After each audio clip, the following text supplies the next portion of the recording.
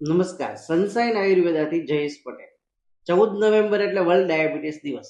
આજે ડાયાબિટીસ વિશે જાગૃત થઈએ, અવેર થઈએ. અને ડાયાબિટીસ જે આપણા શરીરમાં એક એવી બીમારી છે જે બીમારી તો ના કહી શકાય, પણ શરીરને ધીમે ધીમે ખલાસ કરતી જાય છે અને રોજિંદા જીવનમાં એલોપેથિક દવા સાથે યા ઇન્સ્યુલિન સાથે વ્યક્તિને જીવવા માટે મજબૂર કરે છે.